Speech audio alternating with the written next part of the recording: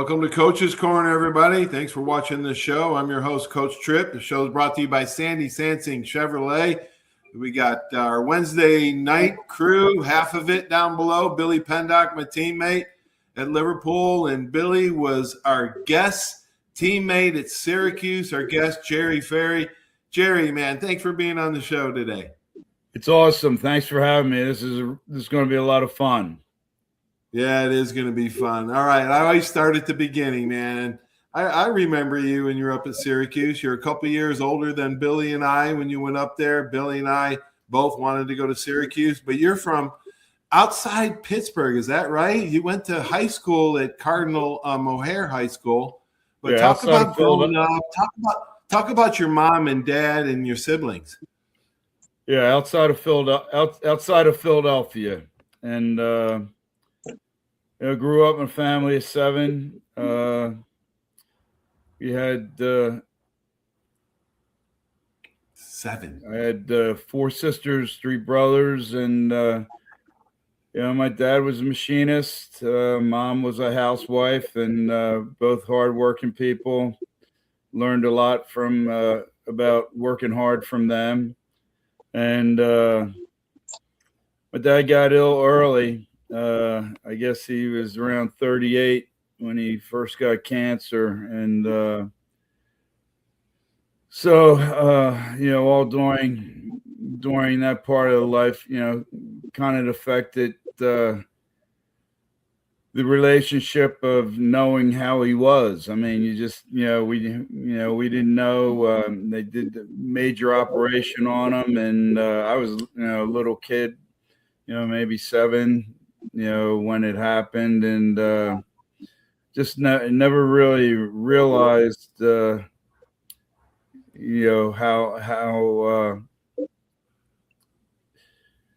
it would have an effect on us the rest of our lives. And but the man went to work every day and never complained, and it bothered, it stayed with him until he was 60 years old when he finally died. So but he always set examples for us, always went to work, provided. And my mom, she was always there by his side, just to help him out, and make sure the family was going the right way. And so we were, I grew up with an attitude, a tough attitude. I mean, I saw the way he was, saw the way he faced his life, the world, and didn't give it an inch.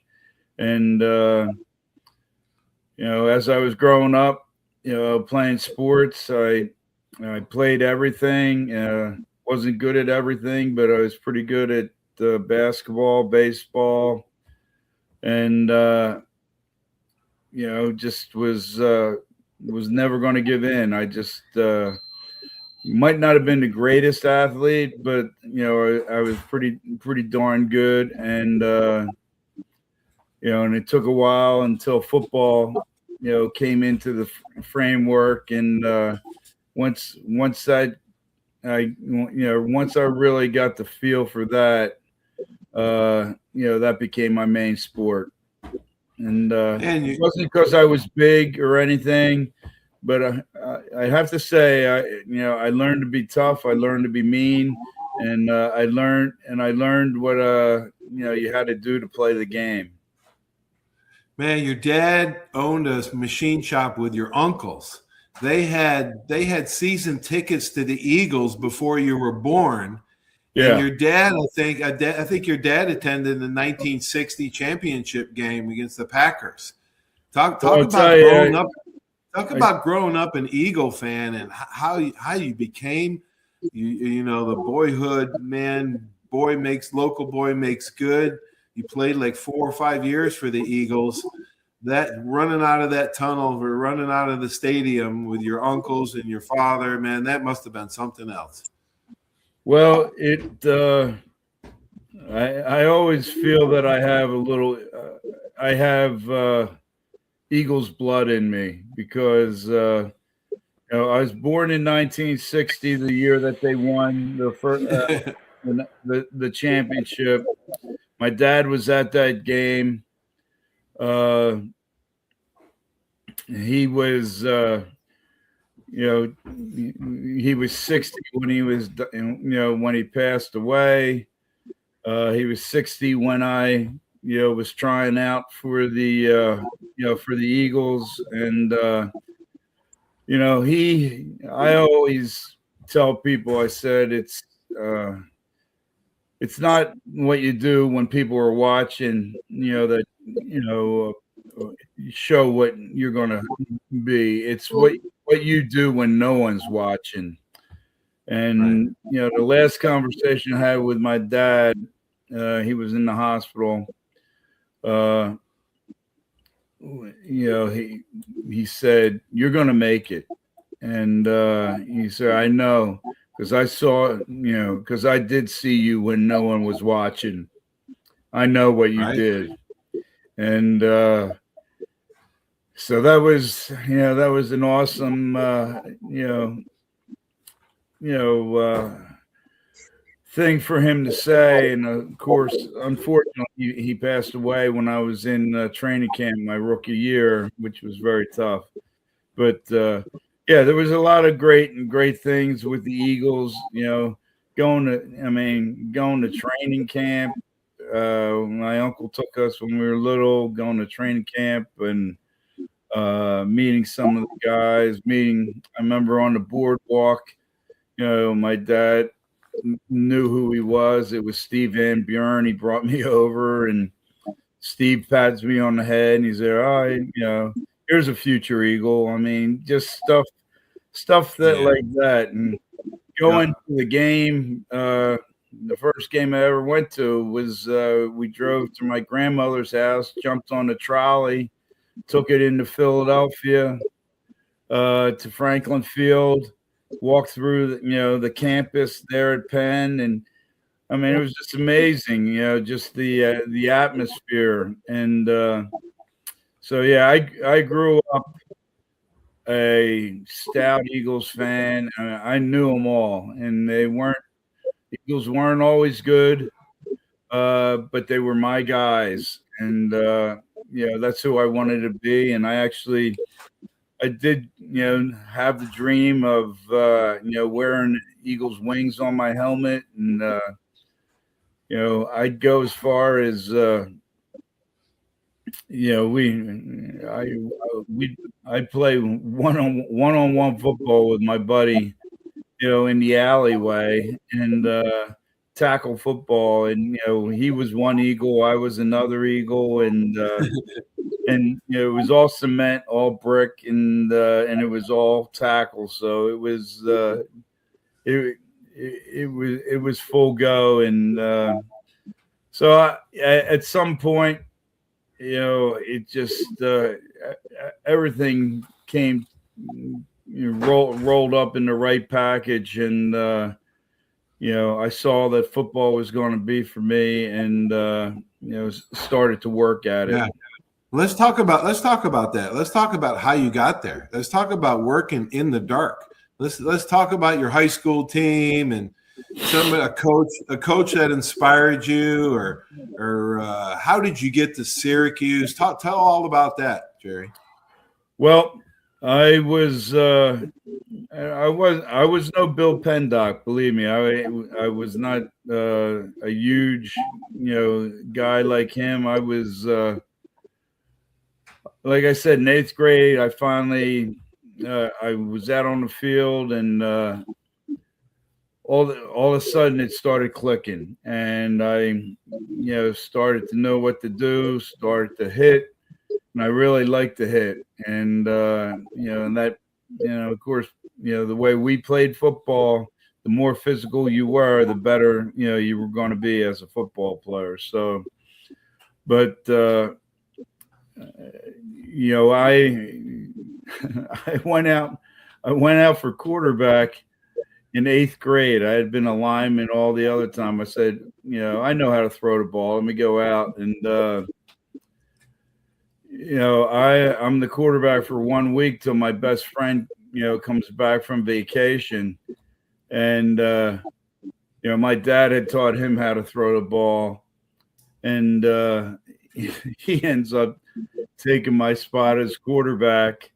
And he put, the coach puts me back, back at guard. And so I figured that was my only chance that I ever had to be a pretty boy, but it never worked out. And but that coach there, John McGrory, in grade school, was a great coach for me. He really helped me a lot, motivated me a lot, told me, if you do this, that, you'll have a chance, and to play at the high school I was going to, because they were a very good team. And so I did all the things. I worked hard. I was, one of the guys that started, like Billy, back then, started working out with weights, and would constantly doing stuff when other guys were doing other stuff. I was always the one that they had to kick out of the gym, because I was I wouldn't leave on my own. Went to high school. The way I became a center was kind of funny. We had big high school. We had in just my class when we started, we had like 1,500 kids. So we did have a lot of kids on the football team, and they after they tried to run as many kids off as they could, then they separated into positions, and they did quarterbacks, running backs, tackles, and then they called for centers. And I saw that only 2 guys went over there. I thought to myself, well, there's like 20 guys in every other group. There's only 2 over there. Let me go try that. I never played center before. But, I walked over to that group and jumped in, and that's how my career as a center began. You're also a long snapper, right? At one time. Oh yeah. Yeah. I was a long snapper for, majority of my career.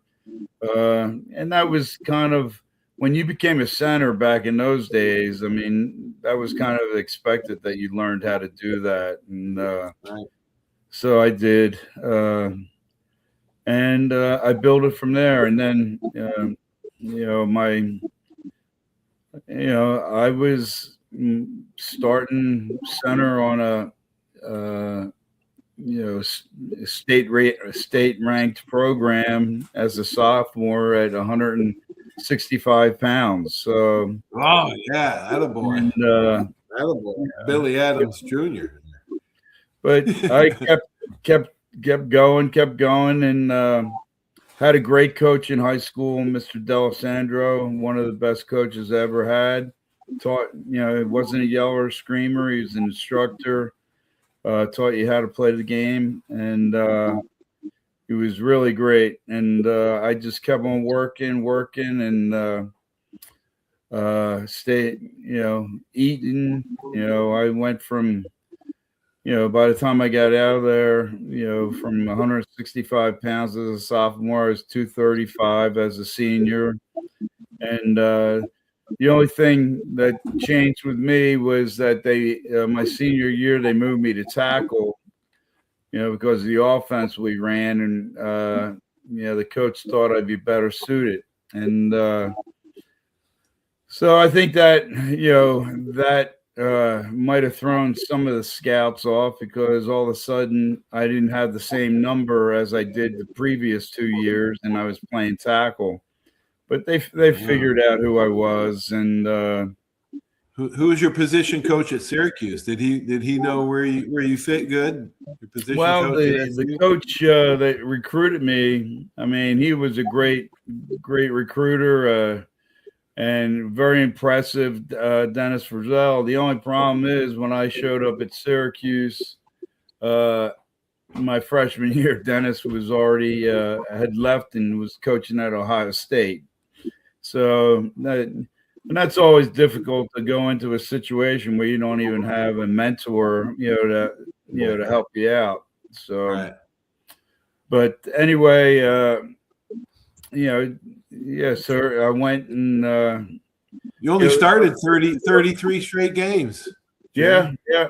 The coaches were good, and I, just took advantage of the situation. And truthfully, I was never going to give it back. Once I had it, I wasn't going to get out. Billy can tell you, I practiced the same way I played in the games. I never took it off. I never was soft. I was never easy. And I think it made everybody better by, doing it that way. But that was the only way I knew how to go was Jerry, ball. I'm going to let Billy talk about you as a teammate, because I know later in your career in 1987, after some of your knee surgeries, maybe your torn ACL, 1987, you received the Ed Block Courage Award, voted by your own teammates as a role model for inspiration, sportsmanship, and courage. Billy, talk a little bit about those three things that Gerry had at SU. Yeah, it's always surprising for me to do these things, because even though I've been around and I've known Gerry since I was a freshman. He was a sophomore, junior, and I got to say that just hearing the story is, it brings me to light with his journey here and what he's went through, and guys that I never knew a lot of the stuff. I knew Gerry as far as much of a football player, but nothing about the background, and it's very interesting. But I gotta say that, knowing Gerry, and I remember, and I bring back, and he's one of my fondest memories, and not because of just playing across the ball from 3 days a week in practice, but just being a leader on the team. He was our captain.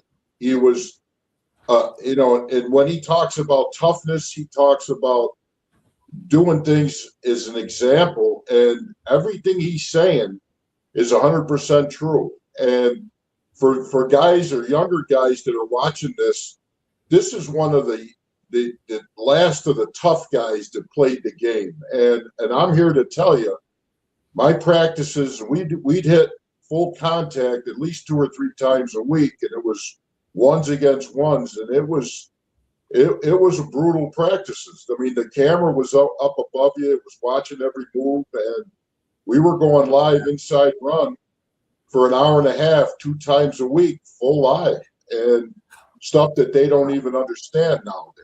There's the banging we did. They don't understand it now. It's I want to ask Gerry.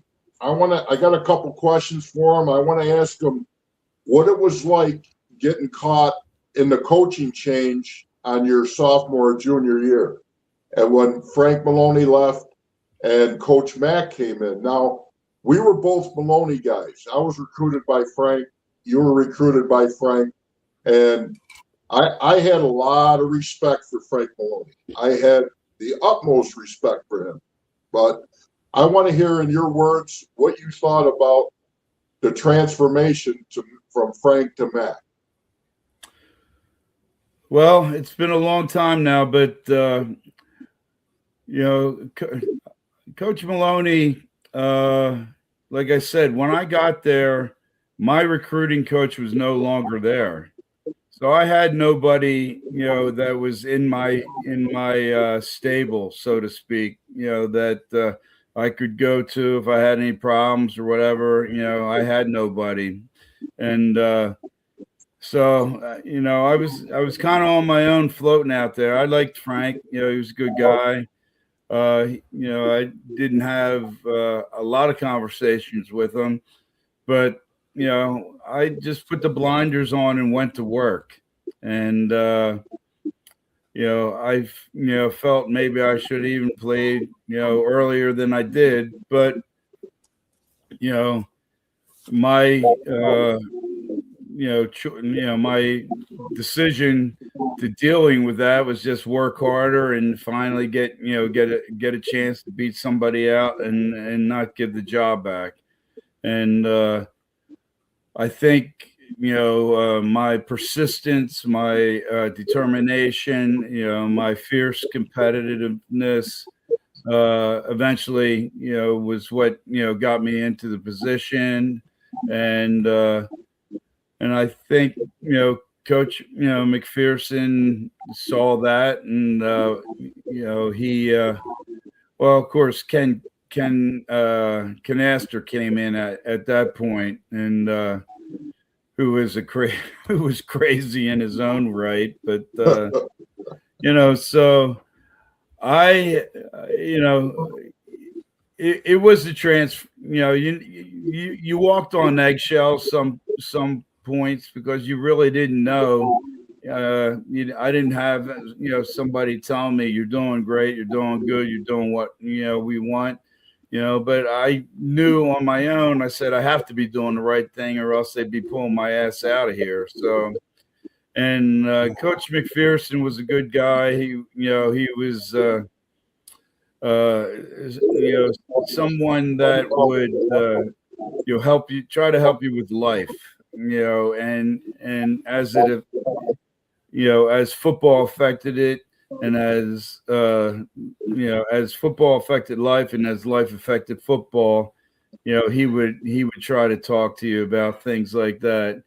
And so I think he was a good coach, and actually I think he did some great things overall in his tenure there at the university and in the city. And you guys had some tremendous success under him, and I think we were the groundwork for that with Coach McPherson, and I think he appreciated us for being that and helping him get more players like Bill Pendock and Blaze Winter and Jamie Kimmel into his program. Yeah, there's a lot of times you didn't get a lot of pat on the backs, and I didn't get it from my DB coach. A lot of times it's the GAs or assistant DB coaches or somebody else that's your champion in your corner. What are some of the highlights? What did you think of George O'Leary when he got there in 1980? What did you think of him? And what were the others? I like George, and George liked me, I think, because he knew I was nasty, and and that's how he wanted his guys to be. And I think half the time he was telling them that they had to be like me, and so it made for some real confrontations during practice. And we had a lot of incidents with guys, and we had a lot of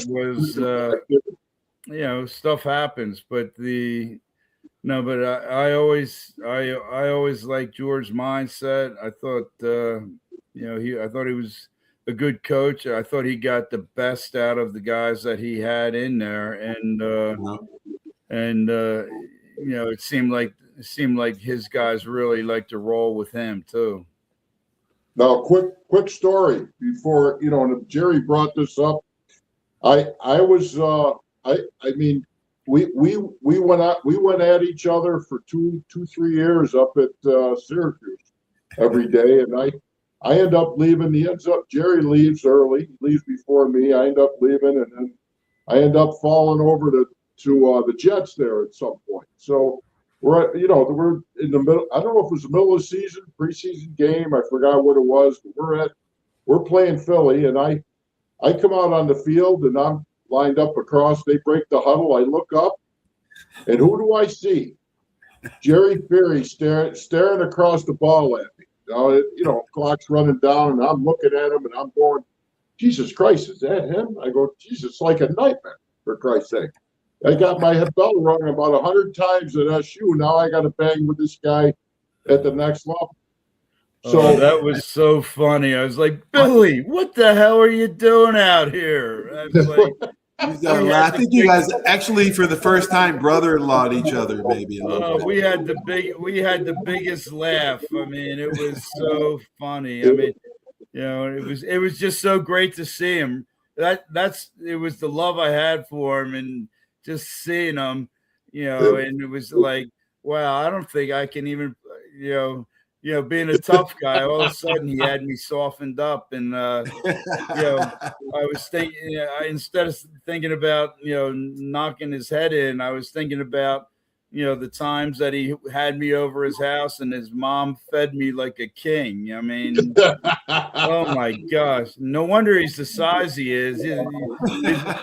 You should have seen the food that his mom prepared. Unbelievable.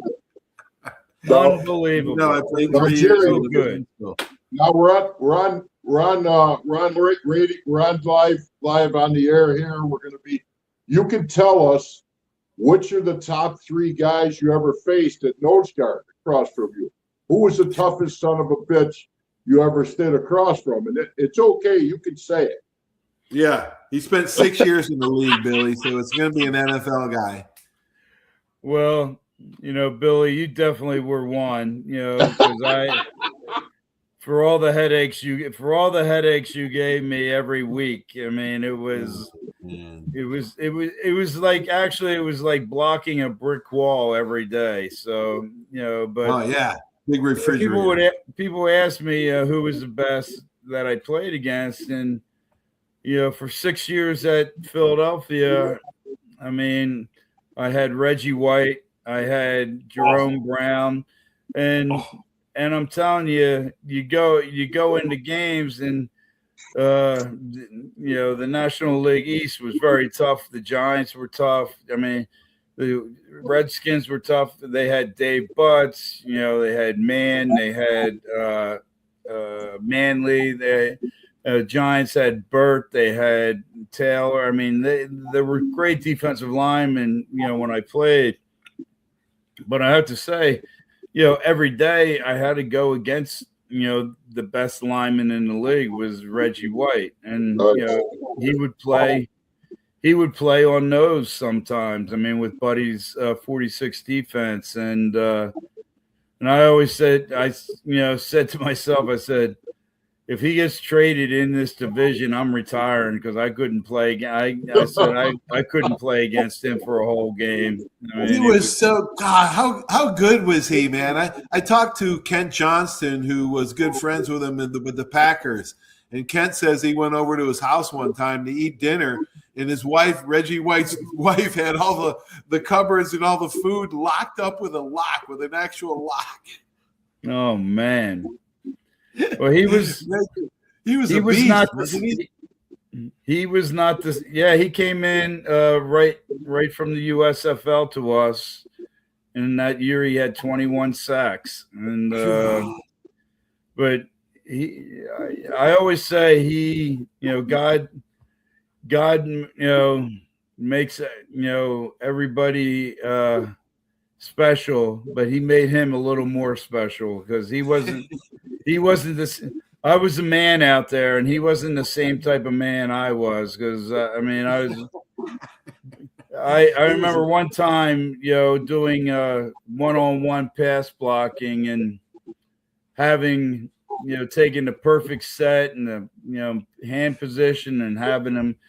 And actually, a thought in my mind, I was like, wow, I got him, and he I looked at him, he kind of just like snorted at me, and his eyes got real big, and his legs started moving, and his arms started going up. Like it was like a forklift was picking me up and driving me back into the bag. I said, that is probably the best I got. And, it worked for, seconds on him. After that, it was, he had his way, but there was a lot of great linemen, back then. There was, Randy White, like I said, Jim Burt,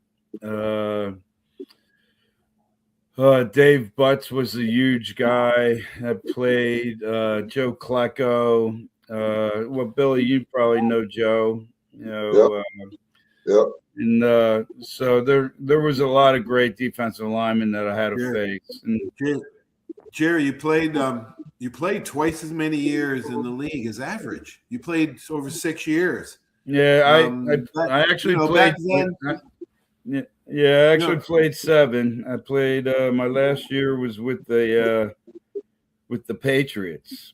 And talk about the Chiefs. Talk about the Chiefs and the Patriots. You had 1 year with each one of those teams. Yeah, I love playing with the Chiefs. You know, what happened was I got hurt again. I got hurt, with the Eagles. I was a starting center. I got hurt, and another knee injury.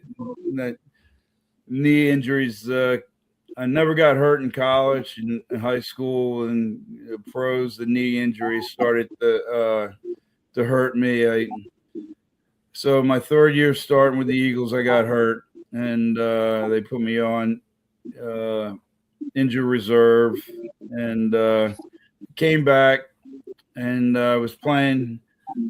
I thought I was doing well, but it was mid-season. They already had somebody else in there at the time, and that's just the way the league, it works, and so they sent me out to Kansas City, and I got a shot, and ended up being the starting center out there, and had a lot of fun out there. Some great guys. I think I took the hardest hit I ever had from a running back out there was by his name was Christian Okoye, and they called him the Nigerian Nightmare. Yeah. And I forget who we were playing, but I'm blocking, and he ran right into my back. I think he set my whole reset my whole spine, but that was good. And I kind of lost that gig because Mike Webster, decided to come out of. He came to Kansas City as a coach, and he decided to come back and play. And really, so I lost the position there to him, and then went out to New England, and was served as a backup, and long snapper, and at the end of that was pretty much all it wrote. But let's rewind to Mike Webster. Is it true? I thought I saw a podcast with you on at one time, and the host mentioned that you were one of the original plaintiffs in the NFL concussion lawsuit. Is that true? Yeah, it was out of Philadelphia, and was I've had problems and still have problems, and many guys in the league still have problems. And if you play a game as physical as it was when we played, you're going to have some issues just because it was so violent. And Billy will tell you, we used our heads every play. And we were, when you're playing against somebody like him, it's a car accident, and you're lucky to get up and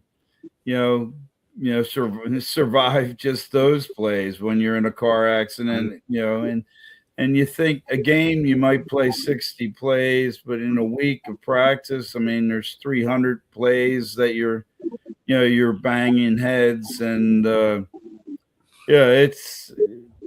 I know the game has changed and they've tried to make it safer, but there's a lot of guys still out there that are suffering that played. There's a lot of guys. Let's talk about that, Gerry.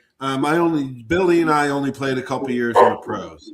It was hard to make it back then. They had 45-man rosters. Now they have 70-man rosters. All right. Gerry, a lot of my former teammates have died of CTE. You must know. I can count about 6 or 7 of my friends, teammates, that died from CTE. You must know dozens. Has Dr. Bennett Amalu, is he getting closer to diagnosing CTE in living patients? Well, from what I understand, and I don't know if it's 100%, I just saw a thing Kyle Turley had put out that they do have the ability to determine in living, players now whether. And from what I've seen, it's been covered. They said it's been covered up, and so I don't know 100% one way, but I mean, you can find that on the internet about the study and Kyle. Turley. He's somebody that he's somebody that is very. Hey, Paulie Fraze. Hey, have you seen Paul Fraze's Head Rush podcast with Corey Berry? I have, and I've talked to Paul, and he's helped me some too. Yeah. Paul Fraze is doing great things too with that, man. He's leading the charge. Yeah. Bill, I mean, we had Chris Gedney from SU. There was who was the other tight end from SU? Oh, Chris got it. Oh yeah, he had. I mean, and suicide, Paulie. What's that? He did, yeah. Jeez. Yeah, Chris committed suicide. Yeah. So the Blazes teammate, Junior Seau, my teammate, Benny Perrin. I had Andre for the Cardinals. I had Andre Waters, Wes Hopkins. I mean, just on and on and on. And those were just the guys, yeah. Wow. Say a prayer for them, man, because the NFL really ain't doing a whole lot for us. They don't care. No, it's very unfortunate. It is. It's unfortunate they don't care. Stan Walters, SU guy, playing with the Eagles when you got there. Did he help you with some advice? Stan? I got a great story, from Stan. Stan was, I'd go to their camp when I, was in high school or whatever. I'd go and watch the training camp. And one time they were at Widener, and I'm looking. The practice was over. They were back at their dorms, and the dorms had like balconies off of their rooms. And here comes this massive guy, walking out on his deck with just jeans on, no shirt, no shoes, smoking a cigarette. And I'm like, oh. I said, there goes my whole image of what pro football was all about. And here, only later to go, play with him and sit. His locker was right next to mine, and he smoked all the time. And there was, I said, if I die of cancer, Stan, it's and look, I said, it's from secondhand smoke from you. And he would send me, he would send, if he ran out of cigarettes, in the off season, we'd be working out wherever, he'd send me out to go get him cigarettes, a Coke, whatever, but he also was very good though, because he told me, he said, listen, these other these other guys are drafted, all right, and they get bonus tries. You're a free agent, you get nothing. Right. You screw up, you're gone. They screw up, they get another shot. Oh, that's great advice. And he was always in my corner, and But the best, I have so many Stan stories, but the best that you'll laugh your butt off about is, so he comes back one more year because the Eagles were lacking a tackle, and so he's back, but he wasn't practicing that day. We're out practicing. And it was the day that the marketing department handed out all our headshots and stuff and put that material in your locker. So I come back into the locker room, and I'm looking around, and all of a sudden I see, my headshot stuck in, like, everybody has their name plaque above their locker space is, and has their name in there. Well, he took my picture and stuck it in those slots in every player's locker. And he he went on the big board, that had all the directions for the day, and erased all that. And he wrote, "Hi, my name's Gerry Feehery, and I'm your new teammate, and I'd like to be your friend. Can we exchange cards?" And I came in. I was so pissed off, but afterwards, I just looked at it and laughed my ass off, because it was pretty funny. Yeah, what a character! Yeah, what a character, man. Yeah. Smoking the butt. I remember going into Canada's locker room, offensive lineman smoking away in there. Like, oh, that advice for unfreed, undrafted free agent. It wasn't easy to make it, man. It's not now, and it surely wasn't back then. Kind of like walk-ons, against scholarship players. You better take advantage of the opportunity you got. You're a long snapper, tore your ACL, 8 knee operations, just one more than Billy there. How do you guys making out, man? They're both replaced now. I've had neck surgery, back surgery, hand surgery. Wow. Probably 20 some surgeries. So it's what? Yeah, your body. I don't know about Billy, but I know my body doesn't feel the same way. No, I still got one more play left in me, though, Bill. Yeah. What's that? I got one more play left in me. So you want to make it? When I see you up at the game again, we'll line up one more time. I think I got a couple snaps left. No, you got one left. No, we'll see how that plays out.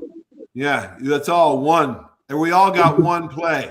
It's like that country singer said, "I'm not as good as I once was, but I'm as good once as I ever was." That's right. I know one thing: I'm not going to arm wrestle him. That's for sure. He almost tore my. He said, "Oh, let's arm wrestle." I was like, "Oh, what the heck? All right." He almost tore my arm off and hit me over the head with it. Oh my gosh. All right, sure. One last question, Gerry. Who do you think would be a good guest to have on the show? A good guest to have on the show? You mean a Syracuse guy? Or anybody? Yeah, anybody. Syracuse, Eagles guy, anybody that has a good story that should be told. Oh, geez. That's a good story. They are...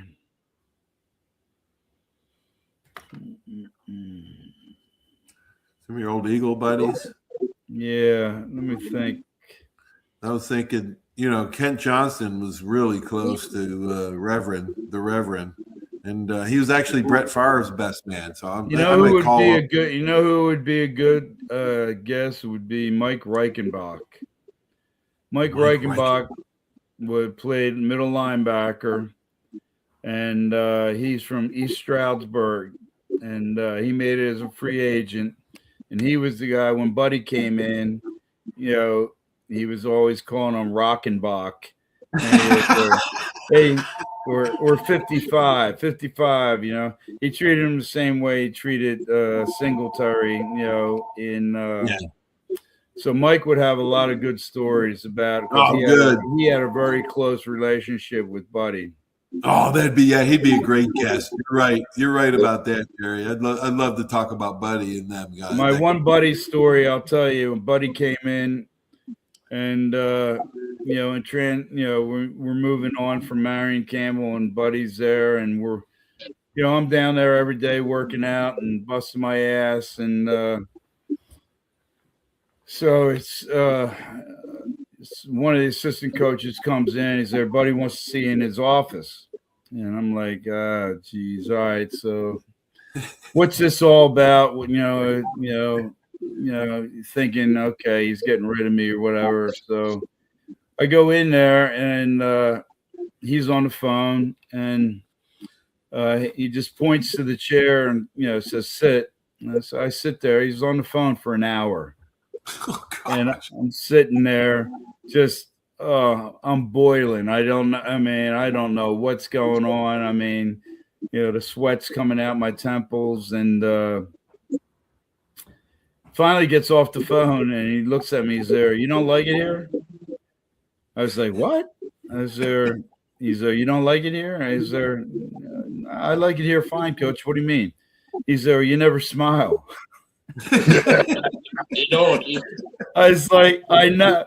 I said, "Well, you got me there, coach. I don't smile." I said, I take this stuff really seriously, and that's just the way I am. And he's there. "All right, get out of here." And that was it. I was like, oh my good. And I became the starter after that. So. Nice. That's funny. That's good stuff. Yeah, you waited an hour for him to tell you that. Yeah. Oh my God. Well, that's how they do it. I mean, they have leverage and they use it. Yeah. Yeah. Yep. Yeah. All right, it's great to have you on, man. Billy, thanks for joining the show today with us. I really had a great time. Thank you, guys. I appreciate it. And good luck. Thanks for coming on, Gerry. Yeah. All right. Just let me know when these are on, Billy, so I can tune in and watch them.